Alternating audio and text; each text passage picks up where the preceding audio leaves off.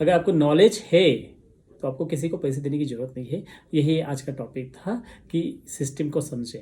आपको पता चलेगा कि आपका एजेंट, आपका कंसल्टेंट जो आपके लिए काम कर रहा है, वो काम सही तरीके से सही रास्ते पे जा रहा है या नहीं जा रहा है।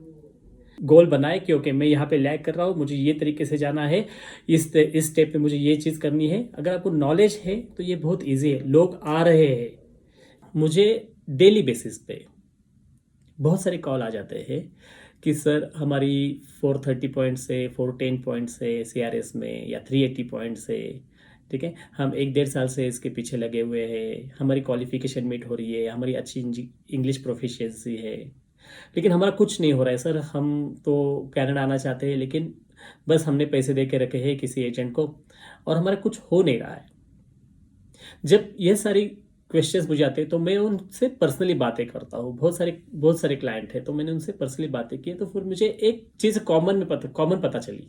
बहुत सारे क्लाइंट्स, मोस्टली बहुतांश लोगों की यही सिचुएशन है जो मैं अभी आपको बताऊंगा, शॉर्ट में बताऊंगा, कि वो जब सोचते हैं कि उनको कनाडा जाना है, तो बेसिकली क्या होता है कि कनाडा जाने के बाद वो गूगल सर्च करते हैं। फिर गूगल सर्च करने के बाद एक ऑटोमेटेड, गूगल का, फेसबुक का एक ऑटोमेटेड सिस्टम है कि तुम गूगल में कुछ सर्च करोगे, आपको फेसबुक में ऑटोमेटिक उसके एड्स आते जाएंगे, है ना।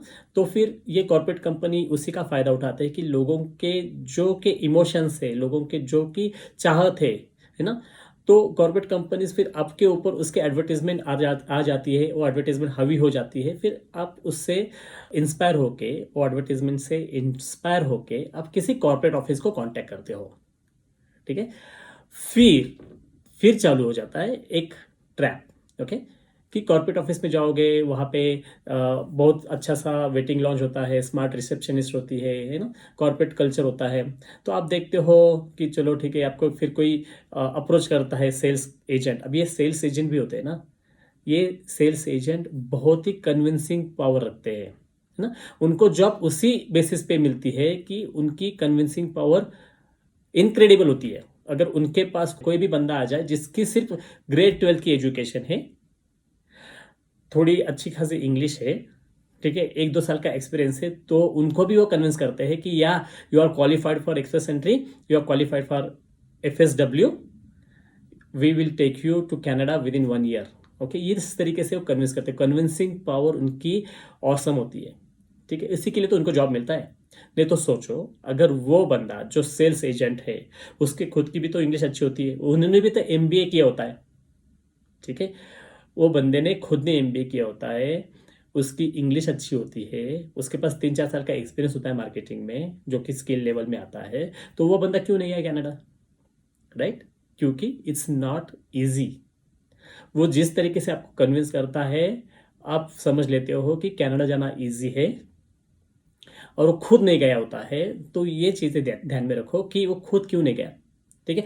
और इसी के बेसिस के ऊपर आज का टॉपिक है, तो ध्यान से सुनिए कि रियलिटी क्या है, गवर्नमेंट ऑफ कनाडा की एक्सपेक्टेशन क्या है, और आप कहाँ पे स्टैंड करते हो। बेसिकली एक्सप्रेस एंट्री की गवर्नमेंट ने ये जब चालू किया प्रोग्राम, तो गवर्नमेंट ने किस तरीके से ये प्रोग्राम चालू किया, क्या इसमें इंटेंशन थी। तो 2015 में, 2015 में जब गवर्नमेंट ने ये प्रोग्राम चालू किया, उससे पहले एक पॉइंट सिस्टम था जो अभी भी फेडरल स्किल वर्कर में अभी भी वो काम करता है, point system, initial eligibility check करने के लिए। तो इसके ऊपर मैं थोड़ा सा डिटेल में बताऊंगा, तो आपको पता चलेगा कि क्या किस तरीके से काम होता है। तो FSW जो प्रोग्राम है, federal skill worker, express entry से पहले ये एप्लीकेशंस जाती थी, पेपर एप्लीकेशंस, ओके। तो इस एप्लीकेशंस में क्या होता था कि जिसके भी आउट ऑफ 100 67 पॉइंट बनते हैं, that person is qualified to come to Canada on a PR basis, okay. तो उसमें 6 सिलेक्शन फैक्टर होते हैं, वो based on your age, education, experience, English proficiency, okay, adaptability and job offer. तो अगर कोई पर्सन जस्ट कॉलेज से pass out है, 1 साल का एक्सपीरियंस है, ओके, थोड़ी सी इंग्लिश प्रोफिशिएंसी है, तो वो भी क्वालिफाइड होता है। और जो बंदा 10 साल से उसके फील्ड में मास्टरी की है उसने, और 10 साल में उसके फील्ड में उसने टॉप अचीवमेंट्स की है, स्किल सेट बहुत ही ज़्यादा है, वो भी क्वालिफाइड होता है। तो ये ड्रॉबैक था प्रीवियस एप्लीकेशंस में, PR एप्लीकेशंस में, FSW में ये ड्रॉबैक था कि सारे क्वालिफाइड होते थे, डजेंट मैटर कि बंदे ने जस्ट 67 पॉइंट पे हो या उसके 99 पॉइंट हो, दोनों एक ही क्वालिफाइड थे। First in first out, first in first out means तुम्हारी एप्लीकेशन पहले चली गई है तो आपकी एप्लीकेशन पहले प्रोसेस हो जाएगी, उसके बाद दूसरे बंदे की। अगर किसी के 90 पॉइंट्स है, उसने एप्लीकेशन बाद में भेजी है, और किसी ने एप्लीकेशन 67 पॉइंट पे पहले भेजी है, तो पहला जो 67 पॉइंट है जिसकी क्वालिफिकेशन कम भी हो उसको प्रायोरिटी मिल जाती थी। ये ड्रॉबैक था। गवर्नमेंट ऑफ कनाडा ने इसको हटाने के लिए 67 पॉइंट्स का क्राइटेरिया तो रखा कि मिनिमम इतनी क्वालिफिकेशन तो होनी चाहिए चाहिए, ठीक है। लेकिन फिर उन्होंने ये दिखाया कि ये जब 67 के जो लोग हैं वो पूल में जाएंगे और उसमें से जो टॉप क्वालिफाइड है, समझे, कि उसमें से जो अच्छे वेल क्वालिफाइड है उनको हम सिलेक्ट करेंगे, और इसके वजह से उन्होंने एक्सपेरिमेंट किया। तो 67 पॉइंट्स आपको इंटर करने के लिए पूल में है जो कि सब जन करते हैं, ओके।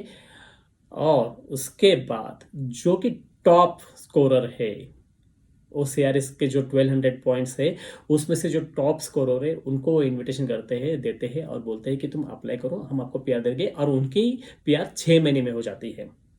अभी हमने ये देखना है कि ये जो CRS स्कोर में हम कहाँ पे है। तो सोचे, हर एक बंदा MBA के साथ मास्टर्स के साथ पूल में है, उसकी IELTS भी इक्विवेलेंट हो जाती है। तो एक्सपीरियंस सेंटर में अगर आपको मैक्सिमम 3 साल का एक्सपीरियंस चाहिए तो कितने सारे बंदे हैं, कितने सारे लोग हैं जो इंडिया में है विथ 3 इयर्स एक्सपीरियंस, वो भी पूल में है, ठीक है। तो इंग्लिश, एजुकेशन, एक्सपीरियंस, ये सारी चीज़ें अगर आपकी एक लेवल पे है तो ये एक लेवल के बंदे अगर पूल में है तो देयर इज अ कंपटीशन, ठीक है।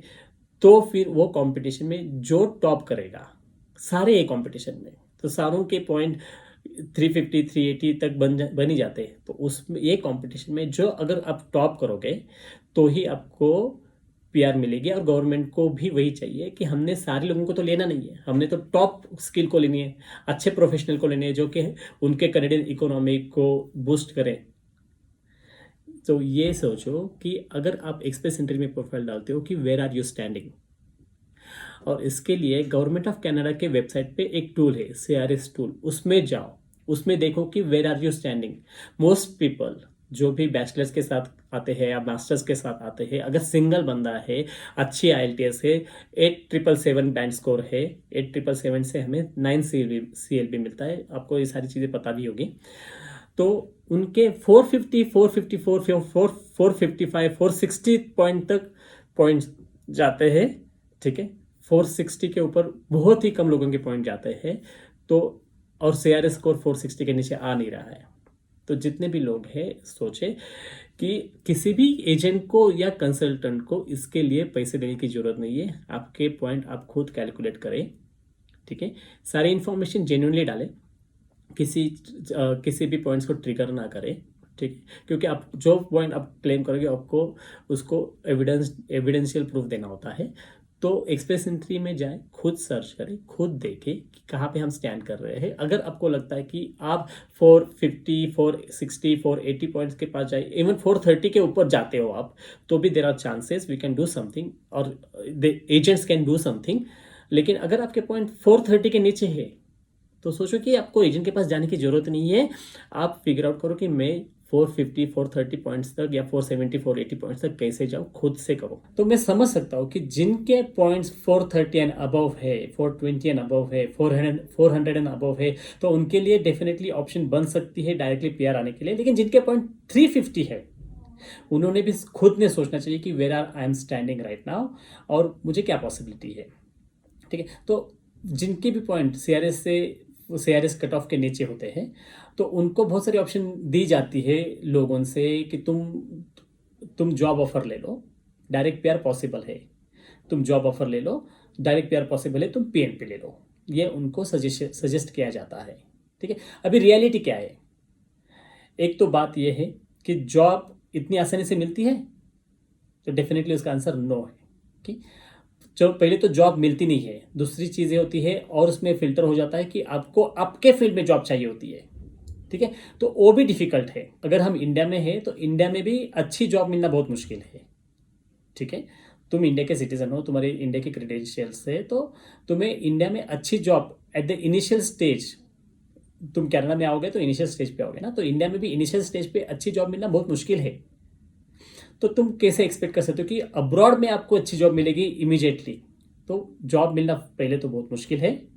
ठीक है, अगर जॉब मिल भी जाती है ना, तो हमें आपके पॉइंट्स को सेटल करने के लिए, आपको पॉइंट को इंक्रीज करने के लिए आपके फील्ड में जॉब होनी चाहिए। तो आपकी मार्केटिंग फील्ड हो, फाइनेंस फील्ड हो, आईटी की फील्ड हो, तो उसमें जब तो आपके ये फिल्टर होके ऑप्शंस बहुत कम हो जाते हैं। और तीसरी चीज़ बहुत इंपॉर्टेंट है, आप जिस एजेंसी के साथ काम करते हो उस एजेंसी के पास आपके प्रोफाइल में बहुत सारे एप्लीकांट हैं। तो अगर जॉब्स ही कम अवेलेबल है और उनके पास ये जो कैंडिडेट्स है उनकी लाइन लगी हुई है, तो वो किस किस को जॉब देंगे? तो देखिए, अगर आपको जॉब चाहिए तो आपने लॉजिकली सोचना है कि जॉब मिलती नहीं है। जॉब मिलने के लिए एक प्रॉपर तरीके से काम करेंगे तो डेफिनेटली जॉब मिल जाएगी। लेकिन अगर आपको वो बोलते कि आपको डायरेक्टली पीआर हो जाएगा, आपके इतने पॉइंट्स हो रहे हैं, मैं जॉब ऑफर दे दूंगा, उसके 50 पॉइंट्स बढ़ जाएंगे, या फिर आपको पीएनपी के 600 पॉइंट मिल जाएंगे, तो ये चीज़ें देखो कि पॉसिबल नहीं है। Knowledge is power. अगर आपको ये सारी प्रोसीजर के बारे में अगर आपको पता चलेगा तो आपको डिसीजन लेना इजी हो जाएगा। आपको पता चलेगा कि आपका एजेंट, आपका कंसल्टेंट जो आपके लिए काम कर रहा है, वो काम सही तरीके से सही रास्ते पे जा रहा है या नहीं जा रहा है। तो इस प्रोसीजर को देखिए कि आप कहाँ पे स्टैंड करें, एनालाइज कीजिए और फिर इन्फॉर्म डिसीजन लीजिए कि हमें कंसल्टेंट के पास जाना है, कौन से स्टेज पे जाना है, अभी जाना ज़रूरी है कि बाद में जाना ज़रूरी है, कौन से लेवल पे हमने उसकी असिस्टेंस लेनी है। तो ये सारी तरीके, ये सारी इन्फॉर्मेशन आपको definitely, it's a information age, तो आपको ये सारी इन्फॉर्मेशन आपको गूगल पे मिल जाती है। तो उसको यूज़ करिए और फिर विदाउट एनी रीज़न किसी को पैसे ना दे। अगर तुम किसी को पैसे देते हो और आपको नॉलेज नहीं है तो उन्होंने तो आपसे पैसे लेने ही लेने हैं। अगर आपको नॉलेज है तो आपको किसी को पैसे देने की ज़रूरत नहीं है। यही आज का टॉपिक था कि सिस्टम को समझें। मैंने आज जो भी बातें की है थोड़ी सी डिफरेंट तरीके से की है। मेरा कहने का ये मतलब है कि एक्सप्रेस एंट्री आसान नहीं है। अगर आपको बिल्कुल नॉलेज नहीं है तो ये बिल्कुल आसान नहीं है, लेकिन ये डिफ़िकल्ट भी नहीं है। अगर आपको इसमें पूरी नॉलेज है या कंसिडरेबल नॉलेज है तो ये डिफ़िकल्ट भी नहीं है। ठीक है, इट्स नॉट वेरी डिफ़िकल्ट। अगर आपको नॉलेज है, आपको पता चलता है कि आप कहाँ पे स्टैंड कर रहे हो, उसको एनालाइज करें और फिर उससे आपकी गोल बनाए कि ओके मैं यहाँ पे लैग कर रहा हूँ, मुझे ये तरीके से जाना है, इस स्टेप पे मुझे ये चीज़ करनी है। अगर आपको नॉलेज है तो ये बहुत ईजी है। लोग आ रहे हैं, कनाडा लोग आ रहे हैं। अगर वो क्वालिफाइड है, अगर आपके पास प्रॉपरली क्वालिफिकेशन है, तो सिर्फ अपने मोर देन एवरेज होना है। किसी भी आपके जो कॉम्पिटिटर से अदर कैंडिडेट से उनसे मोर देन एवरेज होना है, तो आपके लिए इजी है। लेकिन आपको इसके लिए नॉलेज चाहिए। तो ये कम्प्लीटली आसान नहीं है, लेकिन एकदम डिफिकल्ट भी नहीं है। होपफुली ये सेशन आपको अच्छा लगा होगा। तो अगर आपको किसी भी तरीके से कोई भी क्वेश्चंस है तो प्लीज़ कमेंट बॉक्स में लिखिए, and I will be happy to answer all of them. Have a nice day.